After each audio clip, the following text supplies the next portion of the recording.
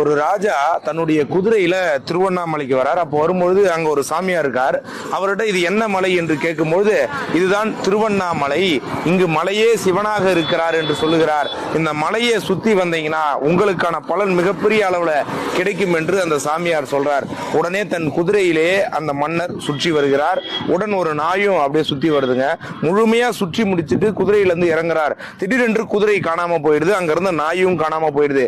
எங்கே என்னுடைய குதிரை என்று கேட்டபோது அந்த சாமியார் சொல்றார், நீங்கள் சுற்றி வந்த திருவண்ணாமலை கிரிவலம் ஒரு முறை சுற்றி வந்தால் முக்தி கிடைத்துவிடும். உங்களுடைய குதிரைக்கு முக்தி கிடைத்து விட்டது, உடன் வந்த அந்த நாய்க்கும் முக்தி கிடைத்து விட்டது என்று சொல்லுகிறார்.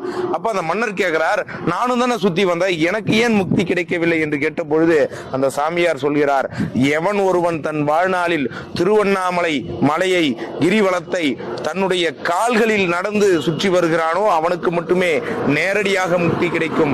நீயோ உன் குதிரையின் மீது ஏறி உட்கார்ந்து சவாரியாக வந்தாய், எனவே உனக்கு முக்தி கிடைக்கவில்லை என்று சொல்லி இருக்கிறார். ஒரு அற்புதமான கிரிவலம் உருவான வரலாறு. கிரி என்றால் மலை, அந்த மலையை நாம் வலம் வருவதால் கிரிவலம் என்று சொல்லப்படும்.